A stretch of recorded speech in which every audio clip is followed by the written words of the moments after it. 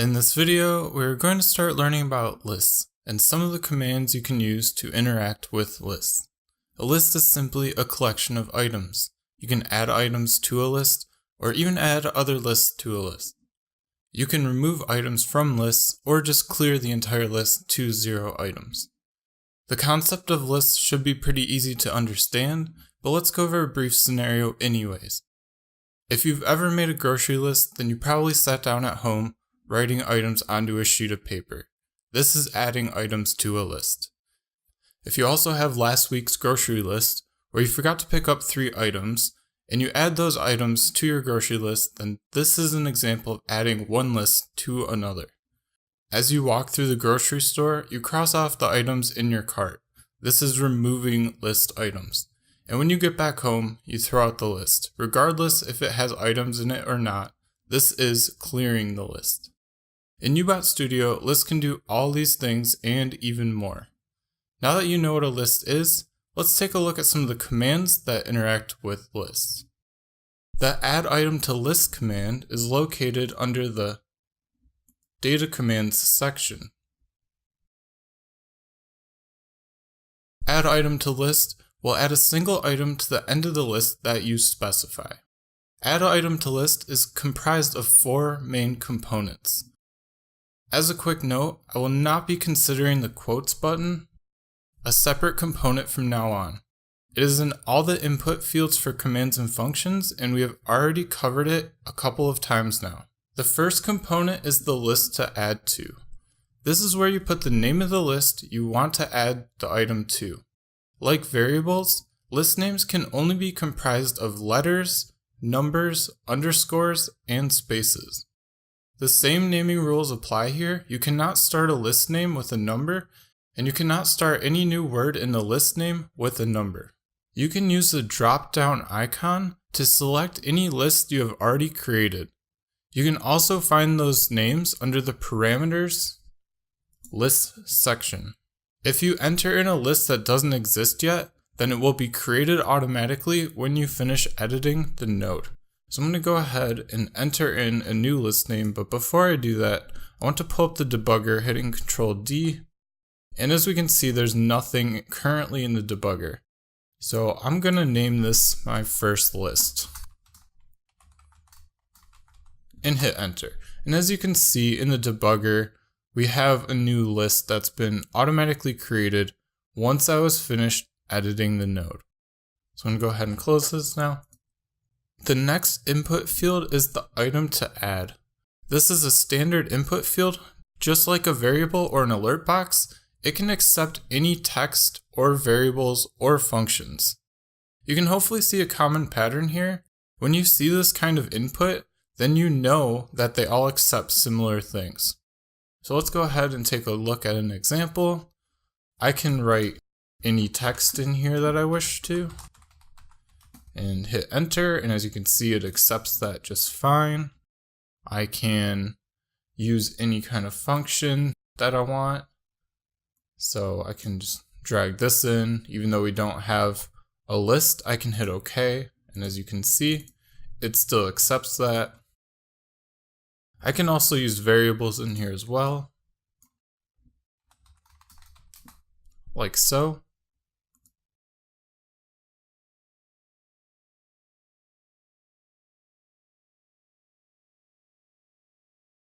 Under the Advanced tab, we have 2 options. The first is Delete Duplicates. The Delete Duplicates option is asking you if you want to allow duplicate items to be added to the list. So let's go ahead and see what that looks like. I'm going to get rid of this, and I'm going to type an item, let's say apples, and hit enter. I'm going to press Ctrl D to bring up the debugger, and you can see this was called my first list here, and I'm going to press run, and we can see that apples has been added to the list. And under the delete duplicates section, you can see that we have don't delete selected. So I'm going to press run again. As you can see, apples has once again been added to the list. I'm going to right click and edit this node and change that option to be delete. Hit OK, and the list was cleared because I edited it. And I'm going to hit run. And as you can see, apples once again is added, but it's currently the only item in the list. So when I press run again, it does not add apples. You can press run more times, and as you can see, it's not adding it. So that's what delete duplicates does. It just simply will not add a duplicate item, which is already on the list, to the list. So this delete duplicates option is defaulted to don't delete. And this is an important input to take note of. So by default, when you add items to a list one by one, the delete duplicates option is set to don't delete, essentially to allow duplicate items to be added. This is different behavior from some of the other commands we will learn about later on. And so it's important to know that this happens specifically for the add item to list command. Lastly, we have the list scope. And this is the same as the scope of a variable. By default, the scope is global, and that means everything can see the list in your program, including the debugger. However, if you change this to local, then only commands and functions local to the custom command or function will be able to see the list. I know this may not make sense to you now, and that's okay because you really don't need to change it. It's a feature that becomes a lot more useful when you need to do more advanced things like multi-threading. All you need to know for now is just make sure that it is always global, which is the default setting. So now that you know how to add items to a list one by one, we can try adding a list to a list. And since we already have a list, we can use that. So we have this my first list, and we have this item that we're gonna re-add to it called apples, and I'm just gonna actually copy this, hitting Control C and just pasting it with Control V, and I'm going to add one more bananas. I'm gonna open the debugger and press run. We now have 2 items on our list. And now we can use this list for our next command. The add list to list command is also found under the data commands section. And as you can see, it is comprised of 4 main components. However, notice that the list to add component looks different. We'll talk about this in just a minute. The starting list input is the list you want to add another list to. It is the same as the list to add to input in the add item to list command. The same naming rules apply, only letters, numbers, spaces, and underscores, and if the list doesn't exist, then it will be created. Notice how the list to add input looks different in the add list to list than in the item to add input in the add item to list command. This is because this is actually a list input field. This field is a special type of input field because it limits what we can put there. In a normal input field, you can put functions and variables. You can also even put lists or tables if you wanted to. In this special list input field, you can only put lists or some functions. So that means if we created a variable, it won't allow us to put it there. And not all functions will work either. So I can come down to the new variable and try to drag it in. And as you can see, we get this cancel sign that's not allowing me to drop it within there. And also only some special functions will work here. So for example, I could drag the list from text function and that will work. However, if I try some other functions, most of them will not actually work. So let's look at some of the things that will work. We can select our first list from the dropdown, or we could drag it from underneath the parameters lists section. We could just drag that in. Of course, we could also just simply type it in. And as I was saying before, some functions work here, but most of the time you're only going to use either list from text or list from file. These are going to be the 2 that you use the most. So don't worry too much about which functions work here. Most of the time you are only going to be using list from text or list from file functions. We will cover those in another video, but for now, let's just go back to seeing what add list to list can do. So moving on, we have the delete duplicates option. Notice that this is defaulted to delete, unlike the add item to list, which is defaulted to not delete. Most of the time you will want to delete items from a list, and especially if you are adding another list. So while this option is desirable most of the time, you can change it here if necessary. Lastly, we have the scope, and we have already talked about that in the add item to list part. For now, always be sure that it is set to global. Okay, so now that we have our 2 items on the first list, I'm going to use this add list to list command to add that first list to a second list. So what I'm going to do is actually hit the cancel button here and remove these so that they're out of the way and we don't run that again. And then I'm going to use the add list to list command, and I'm going to choose my first list, and I'm going to name this second list just second list. And now when I press run, you can see that we have added the entire first list to the second list by using this add list to list command. And by default, that delete duplicates option is on delete. So if I run this again, and I run it several times, we're not actually adding any more items to that list because of that option. So now that we know how to create a list, it would probably be helpful to know how to clear that list. Well, luckily Ubot Studio makes this super easy, and once again, we look to the data command section, but this time for the command named clear list, and it's right here. Clear list only wants one input, and that is the name of the list to clear. When it runs, clear list will remove all items from the list. This will also reset the list position back to 0. And I know we haven't talked about that yet, but I want to mention it for reference.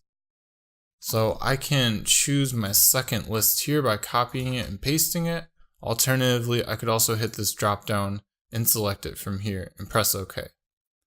Now I can open the debugger and I can right click and hit run node. As you can see, the second list has been cleared. And if I press run, what will happen is it will first clear the list and then immediately add that first list to our second list. So we can see that again.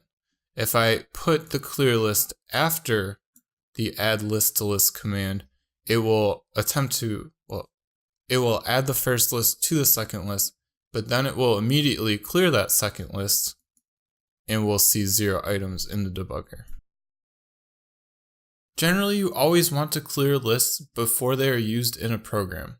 Otherwise, if you run your program twice, it will still have the old list items. Now is a good time to mention that data persists in Ubot Studio until you clear it or close Ubot. This is also true of compiled programs which were made by Ubot Studio. So if I run a script and it ends, then you can see in the debugger that the data is still there. So I'm gonna remove this clear list, open up the debugger, and hit run. Now the program's not currently running. The program is finished. As you can see, we still have data in the debugger. So if I were to maybe run a new script and alert the items on the second list, like so, even though this is the first thing running in the script, we're not starting fresh. The data has persisted from the last run. And because of that, we still have items on our list. That's the main reason that I mentioned earlier that you want to typically call clear list before using it. So I could clear that list before and then alert the items on it.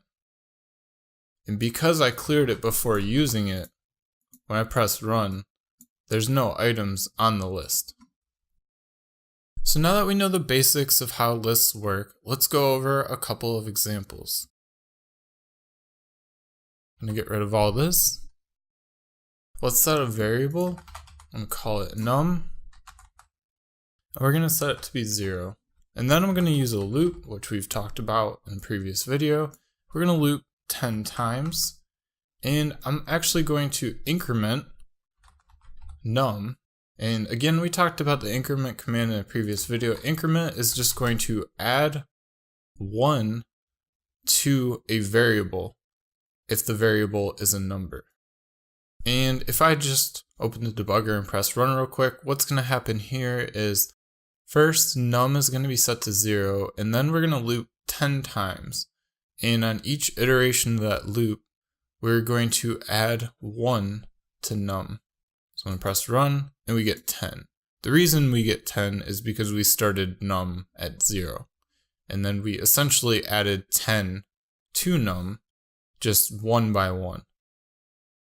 Now what I'm going to do is I'm going to use the add item to list command, and I'm going to add num to our list. So I'm just going to copy that and paste it in the item to add section, and I'm going to create a new list.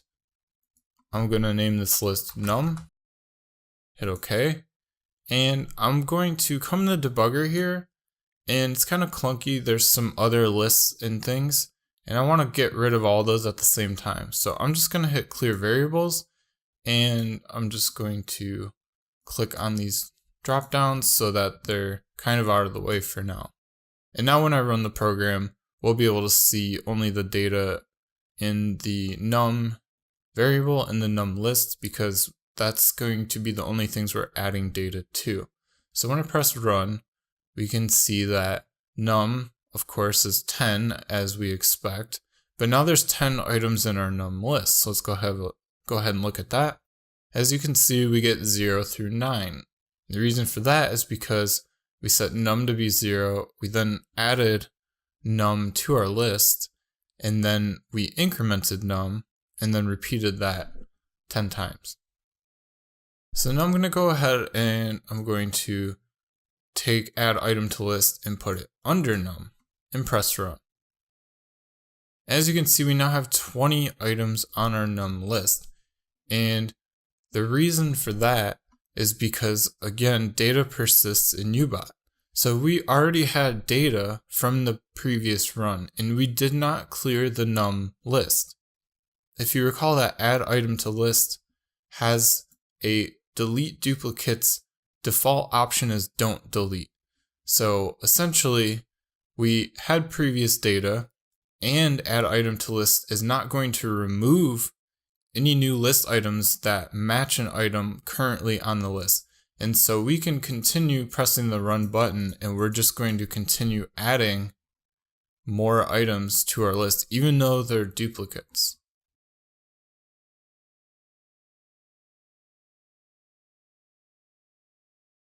Now what I'm going to do is I'm going to call clear list. So I'm just going to copy this num list, and I'm going to drag the clear list before the loop, and I'm going to paste that in.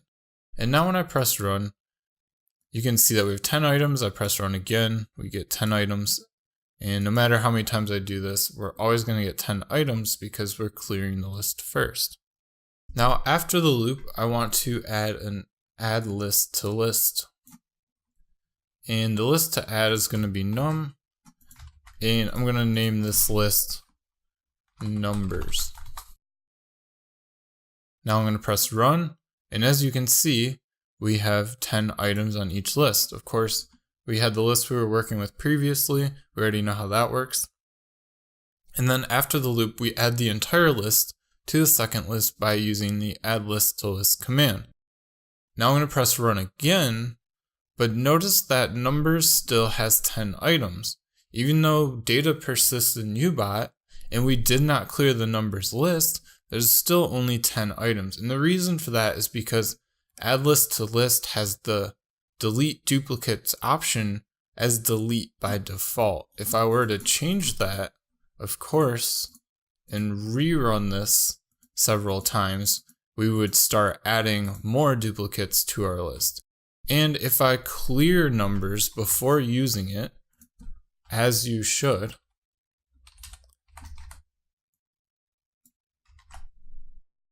and then run it, even though the delete duplicates option is don't delete, we still will only get 10 items. Now typically you want to keep your clear lists near the top of your program, so I'm just going to move this up near the top like so, above the first loop, and if I press run again, it still works as intended. So lists are a great way to store a collection of items, and as you can see, they're pretty easy to work with. In the next video, we're going to explore more list features, including some of the functions that make lists and loops work really well together. I'll see you there.